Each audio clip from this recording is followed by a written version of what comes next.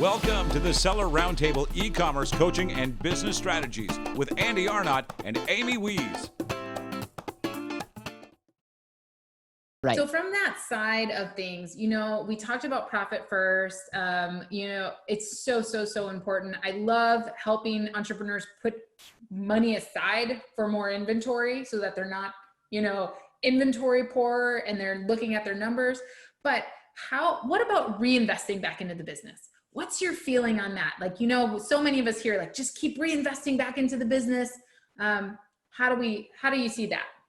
Yeah, and this is where it gets a little bit more advanced with how you do accounting, but you just have to have an honest perspective of what's actually going on. The reason I love the profit first is it's telling you to pay yourself first and build money. And if you don't, you could just you have a valuable asset, but you have no money.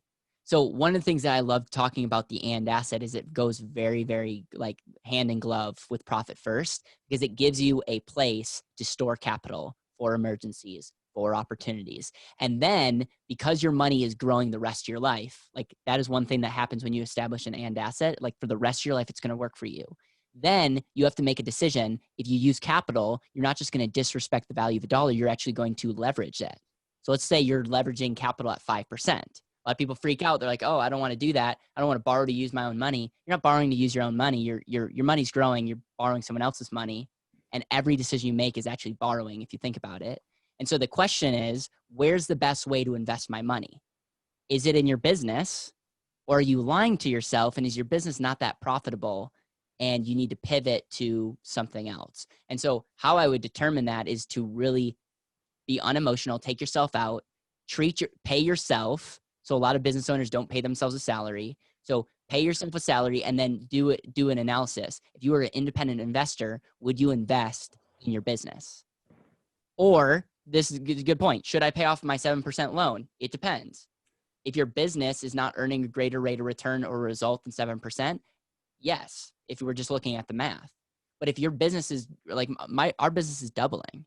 So I, of course, will reinvest in my business, but I'm doing it in such a way where my money's getting captured for the long term. And I don't want to be on this constant treadmill. So I'm doing a profit first model, but I'm investing in my business because that's the greatest result. But I'm taking other assets with me. But some people are like, hey, I'm actually looking at the numbers and I'm not making any money. And then you just need to be self-aware and be like, okay, you just need to be aware of that. I love that. So what about when we're considering a new investment? So if we're considering a new investment, even considering a new business, how should we evaluate that from a financial perspective? So write down C squared. C squared. There's two C's that are really, really important as it relates to analyzing any investment. C number one is compounding. Albert Einstein is noted for saying that compound interest is the eighth wonder of the world. He actually never said that, but Google says he says that, so I'm just going to say that. And he pretty much laid out there, compound interest is a function of three things: money growing at a percent over time. And so every decision we make has a consequence. So you remember my car example where I paid cash for a car? That decision cost me $400,000 to $500,000. That one decision because of how I paid for something. When I taught this principle to one of my good friends, treated them to lunch, the bill was $64. They're like, Caleb, thank you for treating, but I know that costs you a lot more than $64. And being a nerd, I took out my phone and we calculated the future value of what that would have cost me over my lifetime. Because I'm so young, that meal cost me over $4,000. So the first principle is anything that you analyze, whether it's real estate, gold, your business, you have to understand that we have to look long-term. And I want to encourage everyone listening to this to have a lifetime mentality. Have a lifetime mentality. Every dollar is worth way more than a dollar. It's worth what that dollar could have grown to you the rest of your life. And every dollar that you lose, you don't just lose that dollar, but you lose what that dollar could have earned you the rest of your life. So that function is it's easy to calculate, time value of money. And I just constantly would have a generational mentality of every decision you make has a consequence on the next generation. Principle number two, or C number two, is all about control. And we have to be control freaks as it relates to our money. If you look at the banks, Wall Street, and people that are, helping us manage money, they are truly doing the exact opposite of what they're teaching us. They're saying, hey, give us your money, they're controlling capital. Like that's what banks do. That's why they give us suckers, by the way. They're like, hey, thank you for giving me your money. Here's a sucker to remind us that we're a sucker for giving them the money. And then it's just like, at the end of the day, they're institutions that are using that money way better than we are. And so I like to focus on the control aspect because I think a lot of people don't think about control. And a question that I ask people to get them to think is, what's the rate of return, or what's the value of controlling a golf club? For me, it's nothing. But for Phil Mickelson, it's hundreds of thousands of dollars. Or sorry, hundreds of millions of dollars. So it's like, okay, it's his ability to use the golf club. What's the value of owning a business? It depends. Do an audit. What's the value of controlling money? What's the value of that? Some people will bankrupt themselves. Like what I'm teaching is not for everybody. Some people, if they have control over their money, they will bankrupt themselves. They spend it all. But if the wealthy, like I can't just tell you that the wealthy are getting wealthy because of compound interest, because that's a lie. Compound interest is a function. It's math. It's amazing. But wealth is created through the people that can control it. And so what I think of when I'm analyzing an investment, I'm thinking long-term and short-term, and efficiency will say that I will maximize both. So I would encourage people to say, how can I maximize both? And usually someone will give you a greater rate of return, but you're giving up control. Or maybe they'll give you total control, like over a savings account with no rate of return. So then, I do have a question about that, right? Because there's a lot of people, and there's been so many posts lately in all of the Amazon groups about, I don't know. I think that, should I invest? And I think, what you've recommended is really good, but I think a lot of people don't know how much control or how much compounding they're going to be able to have with this business. So in that case, if you want to take a little risk, right? If you want to take a little risk and you want to try something out, do you recommend then staying super lean and not going all in with your full, the richest man in Babylon principles of get a little bit of money and protect that, double that little bit of money, and then go into it. So for people considering starting an e-commerce business or a product-based business, and they don't really know how to evaluate those principles yet because they just don't know enough, but they want to give it a try, do you recommend that they take that just small, Andy and I have a sourcing small masterclass where we teach just, hey, send in 100 units and learn how to do this so that you can make a more informed decision. What do you think about that? Yeah, I 100% agree with that. I also have a year's worth of reserves or cash equivalents because I very much value having emergency if you have business, because you're taking I shouldn't say unnecessary, you're taking on more risk than an average person. And so yes, I have money sitting at like low interest rates, but that's money sitting at low interest rates are allowing me to make high interest rates over here because I'm able to take some risk and protect the downside. So I'm like, that's like my hedge. Another way to hedge that is multiple businesses, which by the way, under the Better Wealth umbrella, we have multiple businesses, multiple sources of income. And so that's an example of exactly what you said is like, I'm doing actually twofold. I'm saving money because as an entrepreneur, I really believe you need 6 months at least. I think bonus at a year, especially if you're in the kind of business of where you guys can like make a ton of money. I just think have some money set aside or have at least cash equivalents on hand that if it hits the fan, you're not scrambling. And then also figure out different ways to streams of income because things can change overnight. And that is probably the biggest risk of the industry that you guys are in is right now it's going amazing. But 10 years from now, it's hard to know what's going to happen. And so that leads me to my next question about clarity. You talk about how clarity is the foundation of financial success. And clarity is something that is important, I think, in business. But why don't you talk a little bit about that and why clarity is the foundation of financial success? Love that question, by the way. And when I first started working at the bank, I watched a TED Talk that was Start With Why by Simon Sinek. And then I ended up reading his book. And I was blown away by that concept of start with why. And Simon pretty much said, like, people don't care what you do until they know why you do it.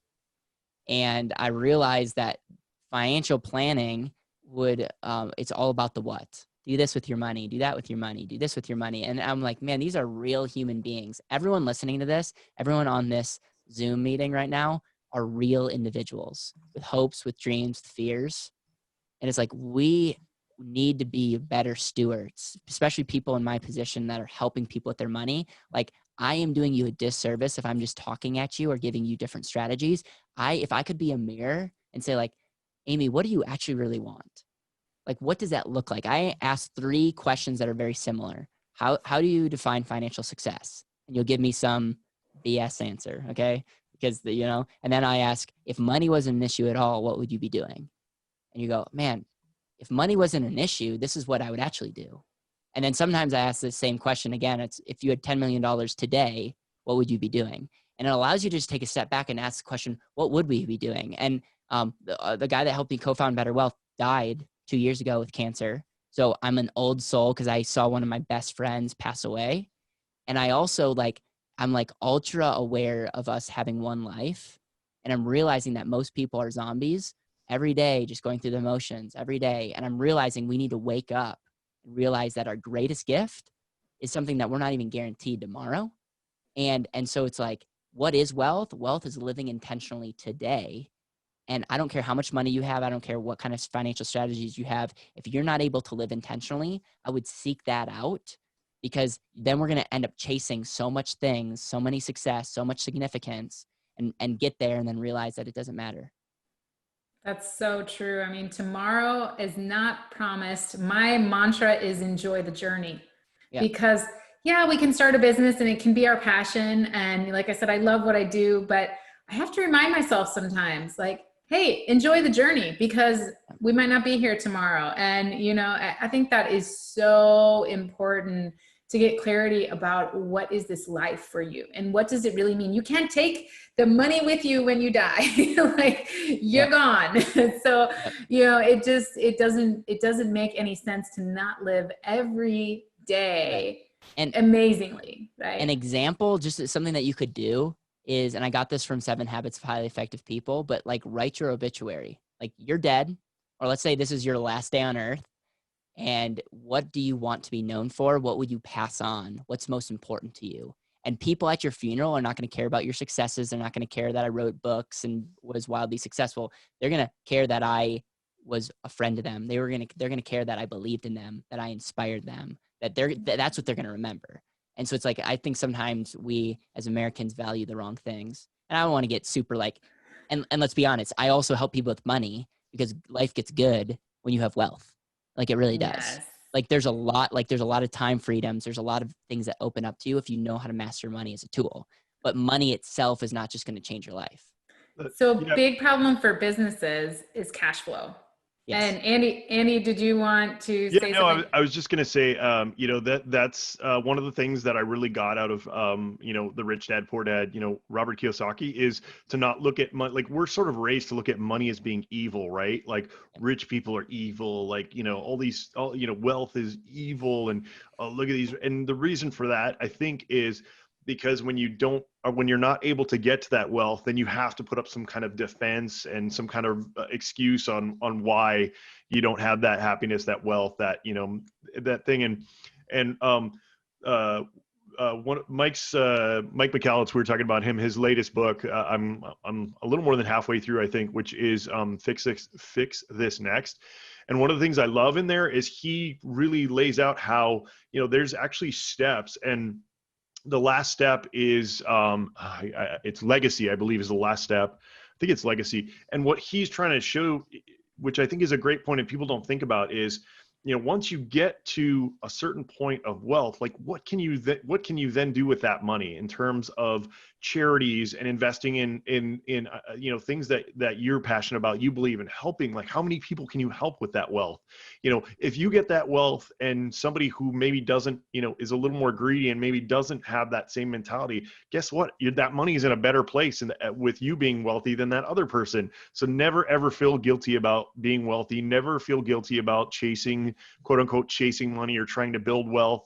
I don't like chasing money because it sounds like you're never going to get it, right? But never feel guilty for building wealth, because you can do so much with that wealth that, somebody else who may have gotten it, if you haven't been, weren't as ambitious, might not do those same things. So that's just what I wanted to add. Yeah, Yeah, I love and that. it's really, wealth amplifies. If you're a terrible, miserable person, it's gonna make you more miserable. And if you're a good person, it's gonna give you the ability to do more for people. And so, yeah, 100%. So I want to touch on, before I turn it back over to Andy for the final grilling, I do want to touch on cash flow, because this is a big problem for businesses. It's huge, especially in product-based businesses, because we're heavy on inventory, right? We're light on cash. So can we talk about your efficiency being the key to cash flow and the power of your opportunity costs? Yes, yeah, and actually, I love that you reference opportunity cost and efficiency, because really, for the people listening to this or watching this, efficiency is everything. And so, number one, have a good tax strategy, because if you're self-employed, 50% of your taxes, when you add it all up, it could be gone. And so, what I find is, we could talk all about hacks about where you should invest your money. Just learn to keep more. So there are really good hacks on that. Understand, like, just different ways to write off certain things. There's certain strategies. I want to be careful because I'm not a tax expert, but like we have resources at Better Wealth, and like, if you just do take some time to learn that. Step number two is start tracking your money. I would recommend every single person to track their money for at least 1 month. And it could literally just take an hour. Take what you're coming in, and then look where it's going.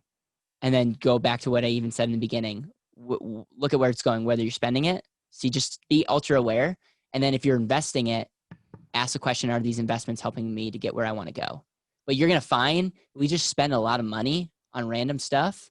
And a lot of these things, we spend money on things that we a lot of times don't even want. So for a lot of people, they're not saving any money. And that's where the third thing that I'll offer is understand what I call the cash flow ratio model. Most people cannot answer this simple question. Most financial planners cannot answer this simple question, which is, how much money do you need to save today to maintain your current standard of living? Like, I bet you two couldn't answer that question, because we're not taught how to answer that question. And it's actually a simple ratio of, you take your gross cash flow, and then you say, okay, how much money am I consuming? Majority of America, it's 100% or more. But let's just say let's say you're making 100,000, you're consuming 95% due to taxes, debts, lifestyle. That means you're saving 5%. So then we look at your financial model, which we can do for everyone listening to this. You look at your financial model and you see this line. Because of inflation, your consumption line is continuing to go up, because in 30 years, your buying power just got less. You need a whole lot more money just to maintain what you're currently doing. And then we can model what that 5% of savings, with whatever, assumptions that you give us, how long your money will last until it drops off. And it's very eye-opening. It's very scary. But the point that we're making, and really the mission that we're on, is people need to wake up and save more money. And we need to view it in a lens of efficiency, and read Profit First. Start paying yourself first. And something funny happens in the Rich Dad and Poor Dad, or not Rich Dad, Poor Dad, it's Richest Man in Babylon. One of the principles that he talks about is pay yourself first. It sounds simple, but like your money, you'll find out other ways to pay for things. But don't disrespect yourself, and know that number.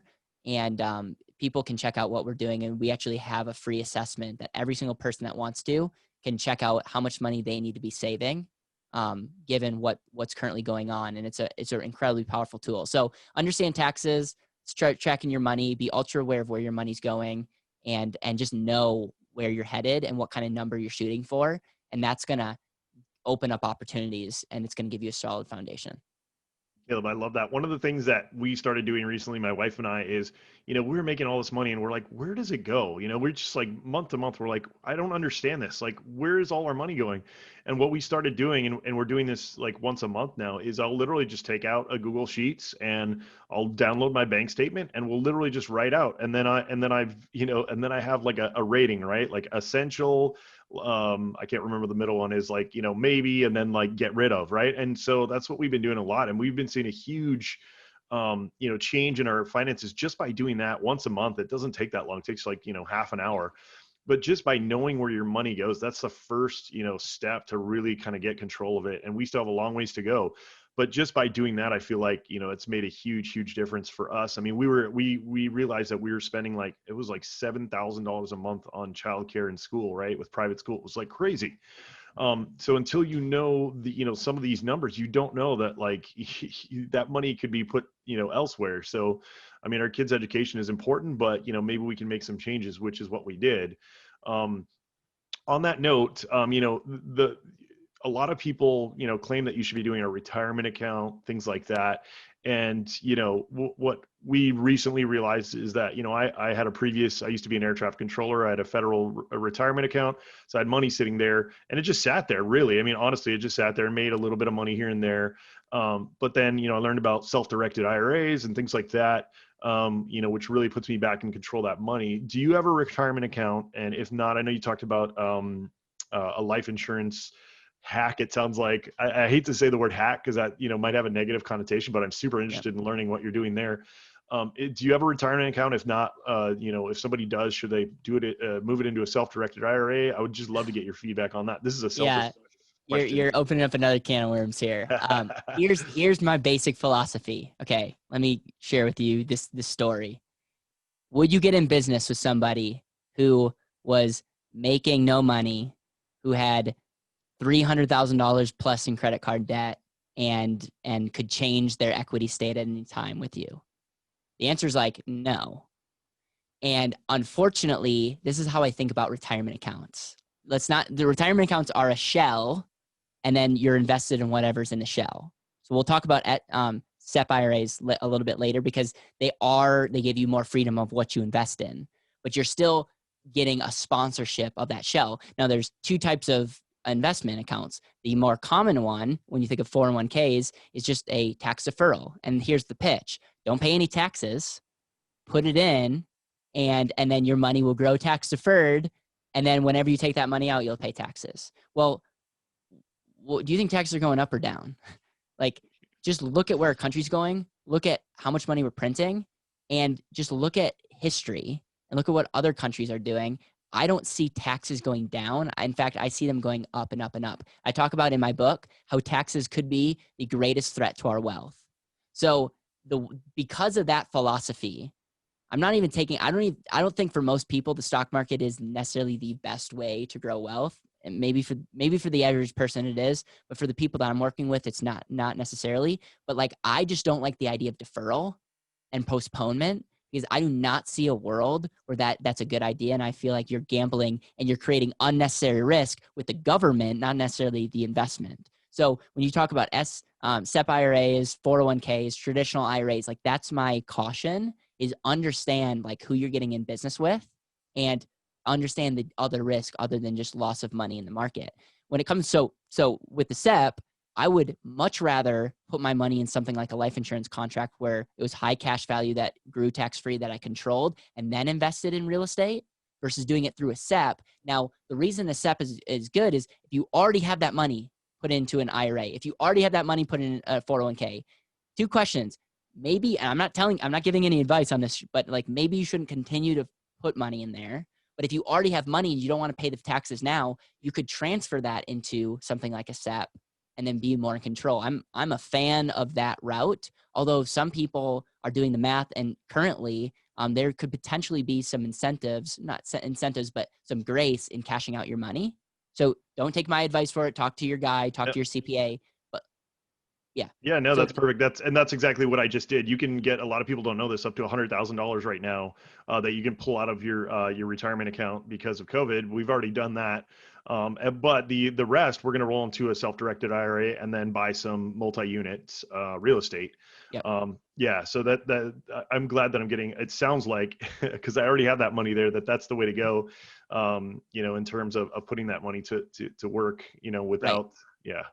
Cool. Yeah, I just tax deferral or postponement's most scary thing, especially during this time, because if you look at history, there was a time in the United States that we paid 92 cents top tax rate. And it's we think that's not a thing. I'm telling you, Yeah. it Yeah. will Just happen. look at Europe. Just look at Europe. Yeah. Yeah. I mean, Yeah. So yeah, no, yeah. I couldn't agree more. And that's kind of why I mentioned it because, when I was starting out, everybody and their mother said, oh, you got to put money in your retirement account, and so that's why I brought it up because I really want people, once again, anybody listening in their 20s who can, start on this early, really take a look at putting that money to work for yourself rather than, deferring it and all that. So I completely agree. And that's awesome insight. Thanks, Caleb. In kind of on that note, why do you think consistency is more important than rate of return? And tell us a little bit about controlled compounding. I know you talked about it a little bit more, but why is that so important? Controlled compounding and consistency is a function of long-term and short-term. And I believe if you like, we are taught that you have to choose between one or the other. But if you can maximize the use of both, which I talk a lot about in my book, it's essentially understanding that $1 today is worth the lifetime value of $1, but still saying that that dollar could, through control, multiply, and you're 10xing what you could get on compounding. And if you can have both, that can be an amazing thing. And so what I find is if people are consistent every day, that can be far greater than, just, swinging for the fences and maybe hitting a home run once in a while, but ultimately striking out a lot. And it's just like, that's just an example. I see that over and over. Like, people are taking just unnecessary risk and going all over trying to hit that home run. And then when they like look at what they're actually doing, they're not any farther ahead than where they were. It's very much like on a treadmill. And I just find that if you can have the consistency mindset, you'll be ahead. The title for your next book, which is going to be Money Making Babies. All right. You can use it. I'll let you use that. All right. I'll hit you up if that's your next book. You talked about a little bit about this before, and I think this is, another thing that, I wish I would have done early on, which is more personal development, right? Getting in the right mindset in terms of, if you're not right in the head in terms of, happiness, goals, way of looking at the world, it's going to be really hard to make any money because you're not going to be in the right mindset. So, how do you think people can use their money in a way that lets them be happy and, for today and for tomorrow without being so fearful of, either losing the money or doing something wrong?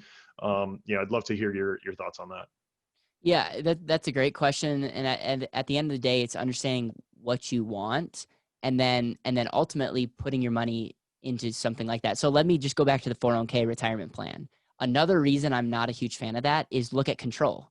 Like okay, let's talk about compounding. I think the market can be good at compounding your money over time. But then the question is, what tax is going to be in the future? And how much money can I actually pull out of my retirement account without running out of money? So that's number one. So compounding is sketchy. Number two, control is like non-existent. So the same thing goes back to everything that I would say. And what I find is like there's a parable that's essentially goes like this: like you're living your dream life, and then someone comes around like me, and they're like, "Oh, you could be more efficient. You could make more money. You could do all this stuff." It's like, okay, why? If you become a millionaire, you'll be able to live, and they just explain what you're already doing. So I would just be very careful to take everything I say with a grain of salt. Don't just really make sure it's like, what do you actually want out of life, and design your life that way. And you'd be shocked. Some people already are living their dream and they just need to maintain, and they're self-aware about that. And then some people like are not happy and then they need to see like, what will that actually look like? And let me be very clear. Health is important, incredibly important. And so don't devalue your health in building a business and all this stuff, because one life, and we want to do it well. Yeah, that's a lot of great advice there. All right, guys, it comes back to one of my I love this question. We've kind of already thrown some out there, but I'd love to get a few more. Caleb, we always like to ask our guests, what kind of, because we really encourage our guests and everybody out there, I always say ABL, right? Always be learning, in terms of, you should be listening to podcasts, reading, whether it's self-improvement, financial, always improving yourself, always making yourself better. And I think with age that, you should be doing it even more, because you kind of lose that, curiosity and stuff as you're getting older. So anything that you're super into right now in terms of books, podcasts, Uh, anything like that you want to pass on that people can really, get their minds around? I am an avid Audible listener, Same and here. the book that I just finished reading was called Smart Cuts. And I was really, have you read that book? I have not, but I will So add it. good. See, whenever we have guests, see, I'm a huge Audible person too. Like I don't I don't take a drive in my car without putting it on. My kids have listened to Rich Dad Poor Dad probably twice, and my son Yeah. loves it, by the way. So we have But a book club, and so Smart Cuts is a great book. The other book that I just finished was called The Last Lecture, and it was just a good reminder, just to remember that like life is short. And then some of the classics. I mean, I would highly recommend Rich Dad Poor Dad. I would read Think and Grow Rich because I think money has a lot to do with the mindset. And I would say Start with Why has been another one. But so I'm a fan of podcasts. If you want to learn more about money, you can check out my podcast, Better Wealth, and I actually publish a show every day. So we are active there, and then and yeah, I'm a fan of learning.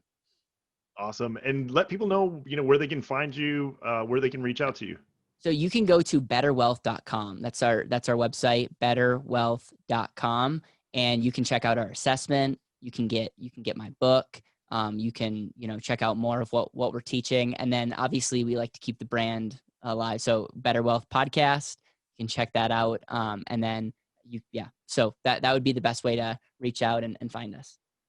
Awesome. And Kevin has a question. Kevin, go ahead. Hey, Caleb, how's it going? It's going amazing, man. How's it going for you? Awesome. Hey, so we were talking a lot about long-term investments. You're a long-term guy, 401ks, all the other typical stuff that we discuss in this environment. So one of the things that, we touched on that I think has been downplayed in this discussion is how the U.S. economy is just printing money. Yep. You said like it's, out of style. And I've been trying to figure out, for the last recession, it was this entire big bulging wound, which was we're loaning, $1 million house to our housekeeper, right? That was an obvious problem. And it's like, well, how did we not see that? Well, we did. Everybody looked the other way. Yep. So it's like, well, what is, it's been about over 10 years. So what is the big bulging wound this time? Could it be the inflation that we're about to experience? Yeah. And so with that, I'm typically not one of these guys, but over the last few months, I've actually started looking at crypto as a hedge. Everybody's looking at gold, right? And it's like, wow, could it be that the US dollar may not be the world reserve currency anymore if they destroy it? And so I'm curious, I know you're from a big financial background, the big banks, but if you actually look at like Visa, if you look at the banks, they're looking at putting crypto on the stock exchange. Visa is now backing crypto. And it was previously like these, sort of dudes, it's like, I'll brush them off. But now it's like, well, you can't ignore it. You can't like be like, oh, that guy's an idiot for 10 grand. So what's your opinion on that, man? Yeah, my opinion is I haven't done a ton of research, but I'm not gonna I'm an outside of the box thinker. I 100% would look into that. When COVID was really a thing, if you look at people that are in forbearance in mortgages, at one point it was almost 10%. Yep. You look at people are behind on certain things. So it's like, don't look at the market and like the market lies. Like the fact that the market's on an all-time high and housing prices have continued to go up in what we're living through right now does not make sense. Like, please tell me I'm not the only one. People are bored and they're just playing on, Robinhood Trader on their phone with their unemployment money. Well, and really, it's where do you think the $3 trillion went? It's like, the government printing money is for sure a huge problem.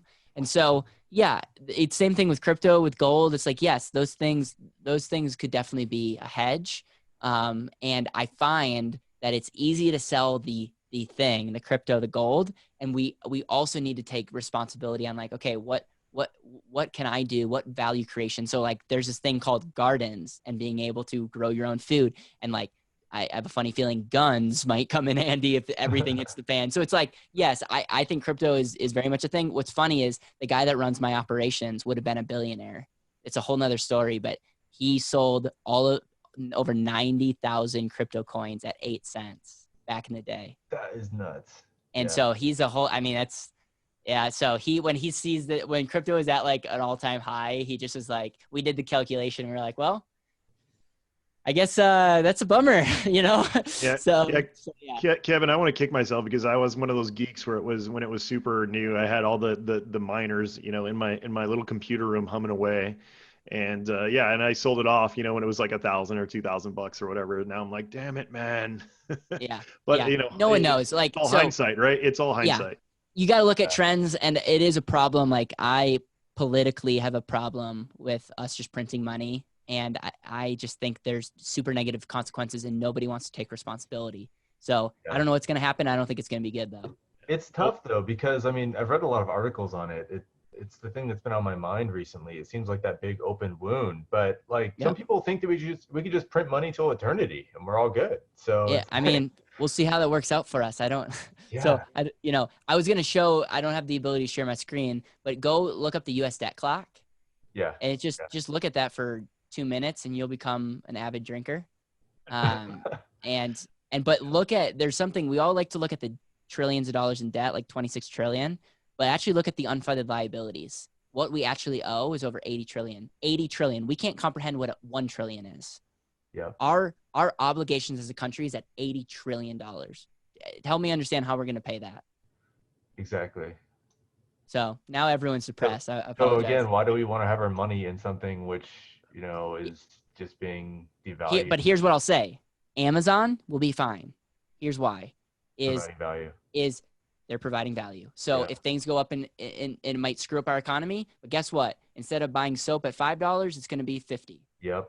Absolutely. So that's just kind of like, it's one of those things where it's like these kind of things are out of our control, but how we show up and how we design our life are in control. Yeah. And I just would be like, I think putting some money in gold, putting some money in crypto, like there's nothing wrong with that. Just like there's no magic bullet. And so that's my 2 cents. All right, guys. On that note, I want to thank you guys for listening to the podcast. Make sure you rate, review, subscribe. Go check out Caleb, and we're going to continue on. The recording stops, but as usual, we're going to continue on with our extra innings. So if you guys want to get in on this, we don't record this part, so make sure that you guys come to the live session every Tuesday at 1 p.m. Pacific time. sellerroundtable.com/live, and we will see you next time. Thanks for tuning in. Join us every Tuesday at 1 p.m. Pacific Standard Time for live Q&A and bonus content after the recording at sellerroundtable.com. Sponsored by the ultimate software tool for Amazon sales and growth, sellerseo.com and amazingathome.com.